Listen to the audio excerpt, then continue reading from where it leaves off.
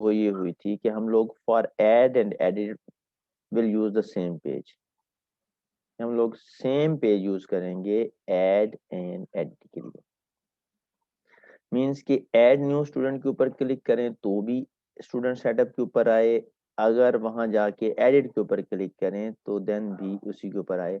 ये एक्चुअली आ रहा है इधर, मैं इसको डिलीट कर दूं क्योंकि मैंने रेगुलर वालों के साथ सेम फाइल यूज की थी, तो मैं उसको रोल बैक कर देता हूँ। आप लोगों के सामने करूंगा ताकि आपको आइडिया हो क्या किया मैंने।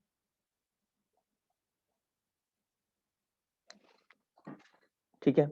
अच्छा, अब लोगों को याद हो कि लास्ट लेक्चर के अंदर हमने क्या किया था कि edit and delete two links हम लोगों ने ऐड किए थे। कैंसिल में आपने किस पेज का लिंक दिया है? अच्छा, कैंसल में मैंने ये लगाया है कैंसल, एंड उसमें मैंने स्टूडेंट लिस्ट वाले का लिंक दिया है।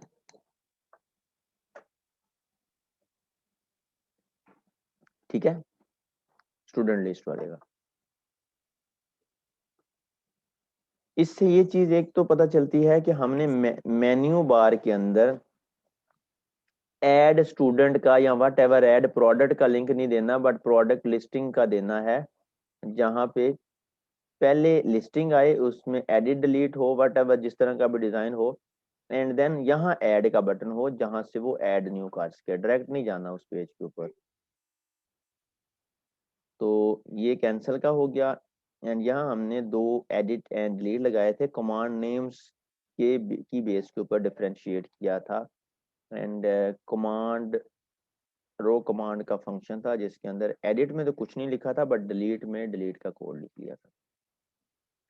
अब मैं ये चाह रहा हूँ कि जब एडिट वाली कमांड चले ना तो वो चला जाए रिस्पॉन्स डॉट रीडायरेक्ट किस पेज के ऊपर, student setup dot ASPX page के ऊपर। अब ऐड के लिए भी स्टूडेंट सेटअप डॉट एएसपीएक्स के ऊपर जाएगा, एडिट के लिए भी जाएगा। तो उसको कैसे पता चलेगा ऐड करने आया हूँ कि एडिट करने आया हूँ? मोस्ट इंपॉर्टेंट थिंग कि जब वो एडिट करने जाए तो उस स्टूडेंट की आईडी लेके जाए जिसको एडिट करना है। तो क्यूरी स्ट्रिंग एक चीज होती है। क्यूरी स्ट्रिंग मींस कि आप यूआरएल के अंदर कोई आईडी लेके जा सकते हो, कोई वैल्यू लेके जा सकते हो। क्यूरी स्ट्रिंग को किस तरह से अटैच किया जाता है यूआरएल के साथ कि एक्सटेंशन के बाद ना क्वेश्चन मार्क लिखें एंड कोई वेरिएबल डिक्लेयर कर लें। जिस वेरिएबल से वैल्यू जाएगी उसी वेरिएबल से फैच करनी पड़ेगी। तो प्रोप्रिएट नेम यूज करते हैं स्टूडेंट आईडी है, तो मैं एस टी आई डी रख लेता हूँ। S T I D is equal to, इसके साथ वैल्यू कनकैट कर देते हैं। उस स्टूडेंट की आईडी लेके जानी है जिसको एडिट करना है। तो वो कमांड आर्गुमेंट में आ रही थी जिसको हमने डिलीट के लिए भी यूज किया था। तो ई डॉट कमांड आर्गुमेंट्स। अब ये ऑब्जेक्ट है एंड ये है स्ट्रिंग। तो जब स्ट्रिंग के साथ किसी चीज को बाइंड किया जाए तो वो ऑटोमेटिकली ही स्ट्रिंग में कन्वर्ट हो जाती है। अब चलते हैं ब्राउजर स्क्रीन के ऊपर। ये देखें, ऐड के ऊपर क्लिक करूंगा तो जाएगा स्टूडेंट सेटअप के ऊपर विदाउट एनी आईडी। कैंसिल के ऊपर क्लिक किया या वापस आए। अब एडिट के ऊपर क्लिक करूंगा तो ये देखें उस स्टूडेंट की स्टूडेंट आईडी ले आया 1003। सेकंड वाले को करूंगा तो 2002। What ever does not matter कौन सी आईडी है, जो भी आईडी है वो ये आईडी साथ ले आया। अब एडिट करने आया है तो बनता ये है कि जो ऑलरेडी रिकॉर्ड सेव्ड है, जो फर्स्ट नेम, जो लास्ट नेम, जो रोल नंबर, जो क्लास सेव्ड है, वो यहाँ प्री फिल हो। एडिट करने आया ना, तो इसका कोड कहाँ करना चाहिए मुझे? स्टूडेंट सेटअप के कौन से इवेंट में करना चाहिए? कोई बता सकता है कि मैंने इनको फिल करना है? अगर वो आईडी लेके आया तो फिल करे, कौन से इवेंट में करना चाहिए? हाँ जी सर पेज लोड में होगा। बच्चे, कमांड वाला तो लिस्ट वाले के ऊपर है ना, लिस्ट से आईडी लेके आ गया स्टूडेंट सेटअप के ऊपर। मैं चाहता हूँ अगर पेज आईडी लेके आया है तो जैसे ये पेज लोड हो, अगर आईडी है तो वो बॉक्सेस को फिल कर दे पहले से जो रिकॉर्ड सेव है उनके साथ। तो कोड कहाँ करना चाहिए मुझे? पेज लोड में। पेज लोड वाले इवेंट में। एग्जैक्टली पेज लोड वाले इवेंट में। तो चलते हैं यहाँ स्टूडेंट सेटअप के अंदर। अब मैं चाहता हूं कि जो रिकॉर्ड ऑलरेडी फील्ड है, सेव्ड है, वो फिल हो। उसको यहां नहीं करना, ड्रॉप डाउन अगर कोई फिल हो रही है तो उसके बाद। क्यों? मैंने उस ड्रॉप डाउन को भी सिलेक्टेड वैल्यू असाइन करवानी है जो प्रीवियसली सेव्ड है। तो ड्रॉप डाउन अगर फिल ही नहीं होगी, उससे पहले करवा दूंगा तो वो तो फिर ड्रॉप डाउन में तो सिलेक्ट नहीं होगी। तो ड्रॉप डाउन एक दफा फिल हो ले, उसके बाद चूंकि मैंने प्री सेव्ड वैल्यू डेटाबेस से लेके आनी है तो डेटाबेस के ऑब्जेक्ट के अंदर ही काम करना पड़ेगा। जिस टेबल से लेके आनी है उसका ऑब्जेक्ट बनाएंगे। ये पहले भी बनाया है हमने सेव करते वक्त। ये देखें, टेबल स्टूडेंट एस बना लें, एस टी बना लें, अपनी मर्जी है। Let's get T is equal to, अगर मैं ये करूंगा ना न्यू, तो ये तो बन रहा है ऑब्जेक्ट के न्यू स्टूडेंट ऐड करने का। मुझे ऑब्जेक्ट बनाना है उस स्टूडेंट का जिसकी आईडी आई है एंड वो रिकॉर्ड डेटाबेस में है। तो क्या करेंगे,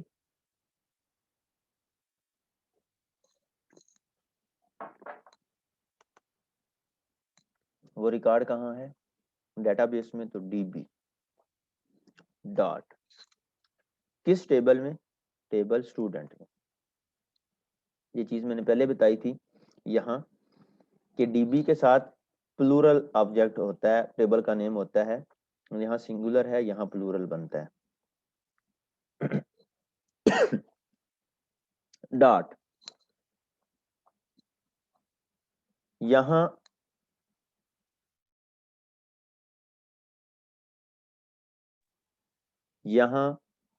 काफी सारे फंक्शन हैं आपके पास। फाइंड का है, वेयर का है, वेयर यूज कर सकते हैं। बट मैं जो नॉर्मली यूज करता हूँ वो करता हूँ फर्स्ट और डिफॉल्ट। फर्स्ट और डिफॉल्ट, फर्स्ट भी है खाली। फर्स्ट और डिफॉल्ट का मतलब है कि अभी जो पैरामीटर मैं पास कर रहा हूँ, जिसकी बेस के ऊपर वेयर लगा रहा हूँ, वो ईमेल एड्रेस है, फर्स्ट नेम है, लास्ट नेम है, आईडी है। अगर तो एक ही रिकॉर्ड मिलता है, एक ही रो मिलती है, तो वो रो फैच करके ले आए। अगर कोई भी नहीं मिलती तो नल ले आए। और अगर मोर देन वन रोज हैं तो जो फर्स्ट मैच होती है ना उसको पकड़ लाए, लेके एक ही आनी है। तो यहाँ वेयर लगाएंगे। वेयर लगाने के लिए आपने कोई भी वेरिएबल रख लेना है, एक्स रख लें। मैं नॉर्मली वी रखता हूँ, V variable is equal to greater than. फिर जो वेरिएबल डिक्लेयर किया उसको दोबारा लिखें, डॉट लगाएं, तो इस टेबल स्टूडेंट के सारे कॉलम डॉट में लिस्ट डाउन होंगे। अब मैंने वेयर जिसके ऊपर मर्जी लगा सकता हूँ, क्लास आईडी के ऊपर, फर्स्ट नेम के ऊपर, लास्ट नेम के ऊपर। मैंने किसके ऊपर लगानी है? स्टूडेंट आईडी के ऊपर। क्यों? क्यूरी स्ट्रिंग में जो स्टूडेंट आईडी आ रही है उसकी बेस के ऊपर। अब ये कोड तो हर दफा ही चल पड़ेगा, चाहे वो एडिट करने आया चाहे ऐड करने आया। तो हम इसके ऊपर एक इफ लगाएंगे कि if request dot Curie string, और बड़ी ब्रैकेट्स के अंदर उस वेरिएबल का नाम जिसमें वो वैल्यू आ रही है, stid is not equal to null. अगर तो ये नल नहीं है तो ही ये वाला कोड चले जो भी लिखा है। ऐड के वक्त ना चले। ये कब चलेगी? जब एडिट करने आएगा। अब एडिट करने आएगा तो हम कहते हैं कि ये इसमें जो वैल्यू है ना, इसको मैं वेरिएबल में रखवा लेता हूँ, int student ID is equal to this one. अब ये कहता है कि ये स्ट्रिंग है, ये इंटीजर है, तो इसको कन्वर्ट कर लेते हैं, कन्वर्ट डॉट टू इंट 32। ठीक हो गया। एंड इस स्टूडेंट आईडी को मैं यहाँ वेयर में यूज कर सकता हूँ। और ये मेरे पास एग्जिस्टिंग रिकॉर्ड का विद डेटाबेस ऑब्जेक्ट कंप्लीट हो गया। ठीक है, मैं रिपीट करता हूँ। ये एग्जिस्टिंग रिकॉर्ड का ऑब्जेक्ट क्यों बना रहे हैं कि डेटाबेस के अंदर जो रिकॉर्ड आईडी आ रही है क्यूरी स्ट्रिंग में, उसके साथ जो भी रिकॉर्ड ऑलरेडी सेव्ड है वो आ जाए। तो ये तभी चलना चाहिए ना जब आईडी आएगी। तो ये इफ लगा ली कि अगर क्यूरी स्ट्रिंग में आ रहा है कुछ इस क्यूरी स्ट्रिंग में तो ही, देन अगर आ रहा है तो उसको वेरिएबल में सेव कर लिया कन्वर्ट करके। देन किस टेबल में से लेना है? अच्छा, यहाँ पे 3 वेज हैं। फर्स्ट वे ये है, ये जो मैं यूज कर रहा हूँ। सेकंड वे ये है कि लिंक क्यूरी, लिंक क्यू, वो मैंने अभी आपको करवाई नहीं, वो इंशाल्लाह कल करवा दूंगा। थर्ड वे ये है कि आप एक स्टोर प्रोसीजर बना लें। अगर मल्टीपल टेबल से आपने रिकॉर्ड लेके आने हैं ना मल्टीपल, तो फिर लिंक क्यू यूज कर लेते हैं या स्टोर प्रोसीजर यूज कर लेते हैं जिसमें जॉइन लग सके। अब वो स्टोर प्रोसीजर कोई मतलब कह लें कि कोई अनोखा स्टोर प्रोसीजर नहीं है। आपने गेट स्टूडेंट लिस्ट बनाया है ना, आप सेम उसकी एक कॉपी बना लें, गेट स्टूडेंट विद आईडी। हाँ जी, क्या कह रहे हो बच्चे?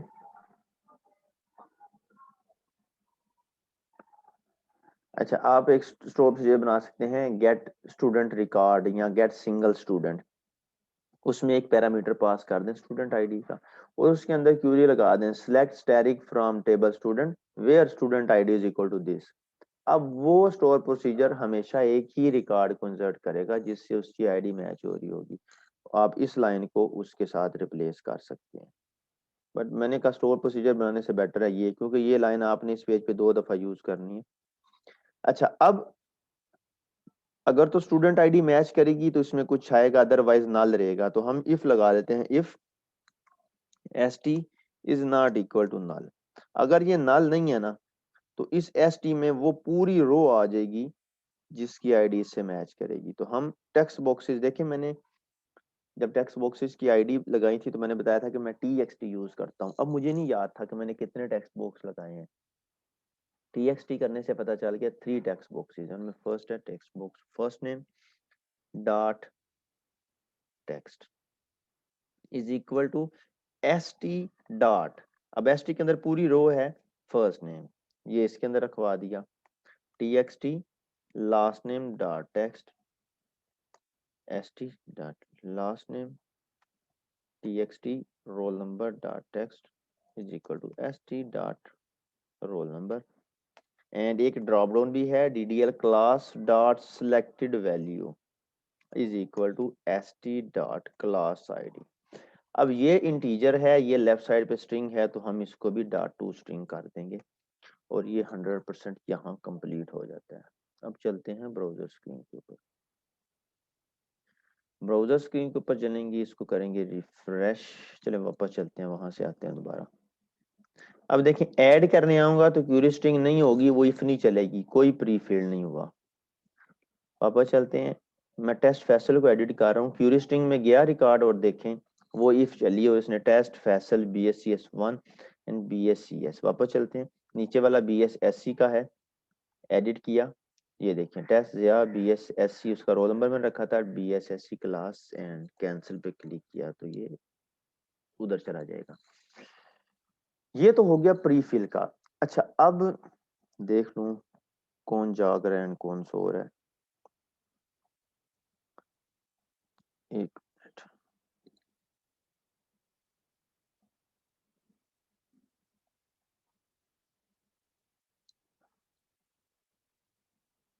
हाँ जी, M कासिम रोल नंबर 19। जी सर। बच्चे मैं सेव के ऊपर अब क्लिक करूंगा, आपको क्या लगता है ये इसी रिकॉर्ड को अपडेट कर देगा कि न्यू एंट्री कर देगा इस रिकॉर्ड की डुप्लीकेशन?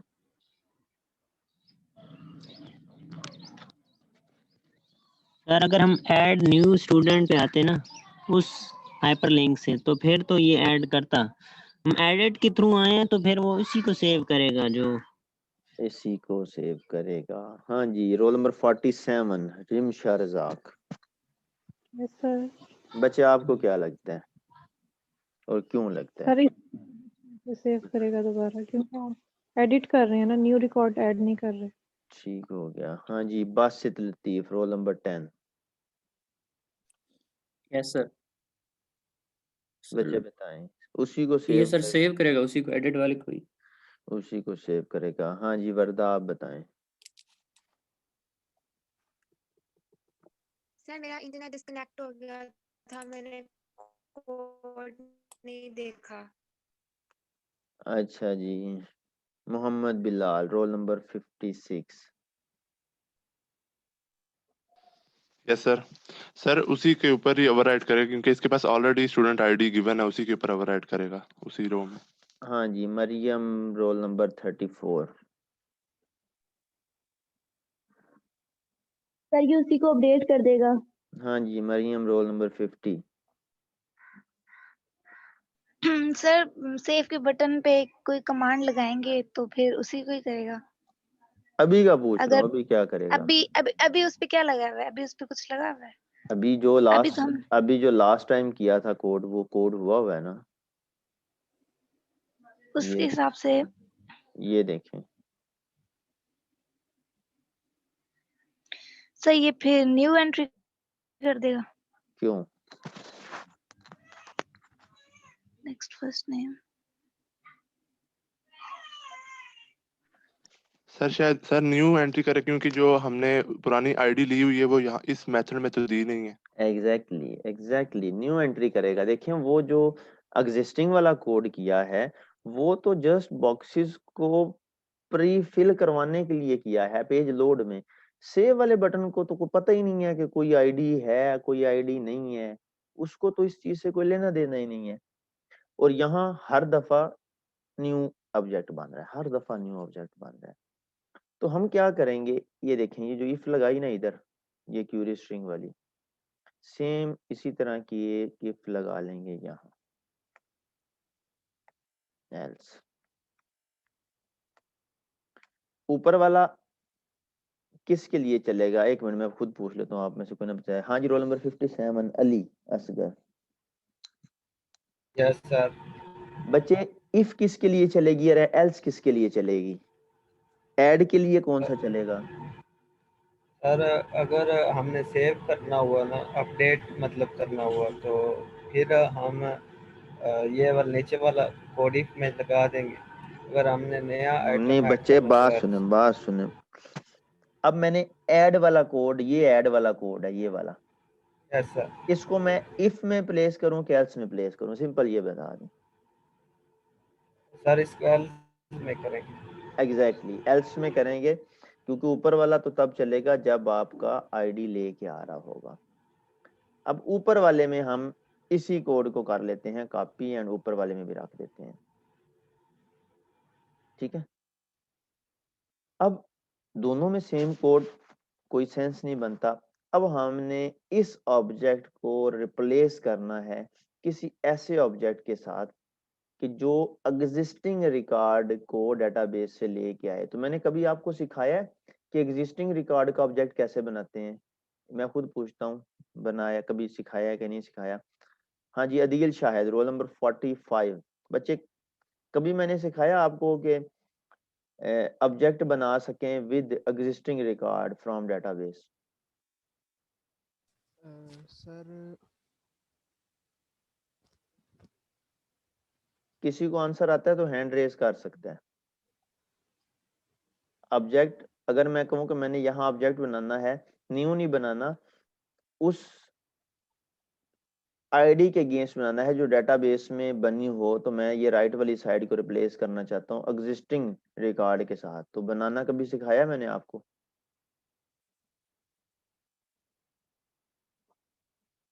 हाँ जी, हाँ या ना करें ना, ताकि नेक्स्ट मूव करूँ मैं। सर मेरा ख्याल है सिखाया, लेकिन याद नहीं आ रहा। मतलब क्या लगता है, 2 वीक पहले करवाया, 3 वीक पहले करवाया? सर तकरीबन 2 वीक। हाँ जी, अच्छा जी, किससे पूछना था? हाँ जी, बख्त महीन, रोल नंबर 59।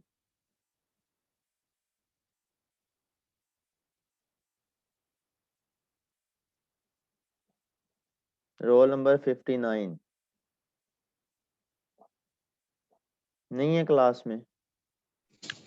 जी सर। सर मेरा बच्चे नेट डिस्कनेक्ट हो बच्चे बताएं कि मैंने सिखाया कि नहीं जी। सिखाया कभी कि एग्जिस्टिंग रो के साथ ऑब्जेक्ट कैसे बनाते हैं? मैं ना एक्चुअली कह रहा होता हूँ, मैं शमीर पूछता हूँ आपसे। मैं, चलें पहले आप बता लें देन बताता हूँ। बताएं शमीर। सर सर अभी ऊपर वाले कोड में आपने करवाया था अच्छा बात इसलिए। सुने, पता क्या है, मैं नॉर्मली स्टूडेंट्स को ये कहता होता हूँ कि जो एक क्लास होती है ना, उसका मतलब होता है एक साल। एक क्लास मैं पढ़ा ली ना, कल मैं आया हूँ ना, तो कल का मतलब है कि मैं आपने एक साल पहले कोई चीज पढ़ी है। तो मैं अक्सर बच्चों से क्वेश्चन नहीं पूछता होता कि जो उन्होंने 2 सेमेस्टर पहले चीजें पढ़ी हैं। मैं कहता हूँ वो तो मतलब है 2 सदियां, 2 जन्म कहीं पिछले थे, उसमें आपने कहीं पढ़ा। क्योंकि जब एक लेक्चर का मतलब एक साल हुआ, तो फिर एक सेमेस्टर तो एक सदी बन गया ना। तो ये एग्जाम्पल बिल्कुल फिट आती है यहाँ पे। आई थिंक 5 मिनट नहीं हुए अभी, 5 मिनट तो ज्यादा ही है। अगर 5 मिनट पहले एक चीज करवाई और मैं 5 मिनट चलने लगा लें, 5 मिनट बाद पूछूं और बच्चा ये कहे कि सर 2-3 वीक पहले शायद करवाया, तो फिर क्या कहा जा सकता है। ये अभी ऊपर ये क्या किया, ये क्या किया अभी। हाँ जी, हनान बताएगा। हनान बच्चे बताओ ये क्या किया अभी हमने, ये किस चीज, ये मतलब कोड को नहीं एक्सप्लेन करना, ये बता दें जस्ट ये किया क्या है हमने। सर आईडी लेके आ रहे हैं वहां से जो हमने डेटाबेस के अंदर रखी हुई है, स्टूडेंट आईडी। आईडी तो लेके आए हैं यहाँ, आईडी तो थी। ये क्या किया हमने, ये लेफ्ट साइड पे क्या किया है, ऑब्जेक्ट ही नहीं बनाया एग्जिस्टिंग रिकॉर्ड के साथ डेटाबेस में जो पड़ा हुआ है। सर प्रोजेक्ट बनाए। तो यही चीज मैं नीचे पूछ रहा हूँ। अभी मैं पूछ भी रहा हूँ कि मैंने डेटाबेस के अंदर जो रिकॉर्ड है, ये राइट साइड उस पर रिप्लेस करनी है। ये करते वक्त मैंने ऊपर बताया भी है कि राइट साइड से रिप्लेस करेंगे। तो ये जो काम ऊपर किया ना, 100% इसी को कॉपी करेंगे एंड उस एग्जिस्टिंग को रिप्लेस कर देंगे इस न्यू वाले से। ये नाम इसका भी चले ऐसे ही रख देते हैं। ये किया मैंने। अगर आईडी आ रही है तो स्टूडेंट आईडी वेरिएबल में वो रखे एंड ऑब्जेक्ट बना ले करंट का, बाकी 100% वही है। एक लाइन बीच में से रिमूव करनी है, ये वाली। अब डीबी के साथ उसका ऑलरेडी कनेक्शन है, ये न्यू क्रिएट करवाने के लिए यूज करते हैं, तो ये हटा देंगे और ये 100% आपका कोड कंप्लीट है। क्या किया, जस्ट ऑब्जेक्ट चेंज किया एंड ये ऐड वाली लाइन एडिट से हटा दी। चलते हैं इसको टेस्ट करते हैं। कैंसिल पे क्लिक करते हैं।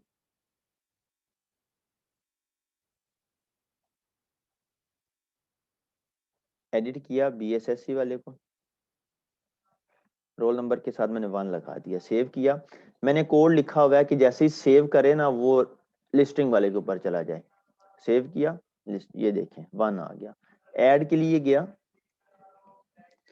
Test student BSIT, roll number इसका करते हैं 1 एंड यहाँ से क्लास सेलेक्ट कर दी BSIT एंड सेव के ऊपर क्लिक किया। तो ये देखें BSIT एडिट भी कर रहा था, वो ऐड भी कर रहा था। अब इस कोड को थोड़ा सा रिफाइन कर लेते हैं। कोड ये ठीक है, बट देखिए डुप्लीकेशन हैं। डुप्लीकेशन कैसे हैं, ये कोड, ये 4 लाइंस एंड ये वाली 2 लाइंस, मतलब 6 लाइंस रिपीट है, यहाँ भी हैं, यहाँ भी हैं। तो ये चीज कॉमन है। पहले तो मैं ये ऑब्जेक्ट बायर इसको डिफाइन कर लेता हूँ, इज इक्वल टू नल करके, ठीक है। अब इसके अंदर से ये खत्म कर दिया, ये खत्म कर दिया। अब जब इसमें आएगा तो न्यू के साथ बना लेगा, इसमें आएगा तो एग्जिस्टिंग के साथ बना लेगा। अब ये नीचे वाले जितना भी कोड है ना, ये मैं कट कर लेता हूँ, यहाँ से यहाँ पेस्ट कर देता हूँ। चलिए वहां से भी कट कर दिया, यहाँ से भी कट कर दिया एंड इन दोनों ब्रैकेट्स के बाहर लिख दिया, इनके बाहर लिख दिया। किसी बच्चे को ये मुश्किल लगे तो वो रिपीट कर ले, करे सही जरूर, बट रिपीट करके कर ले, करे सही। किसी से कॉपी पेस्ट नहीं करना, ये रिफाइन करवा रहा हूँ।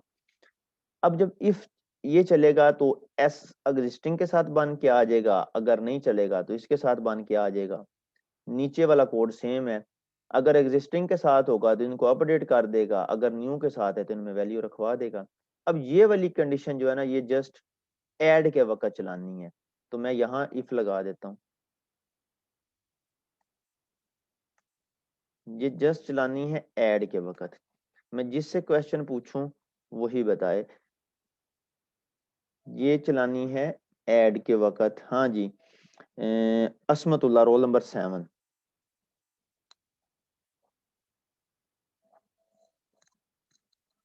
रोल नंबर 7 असमतुल्ला नहीं है क्लास में?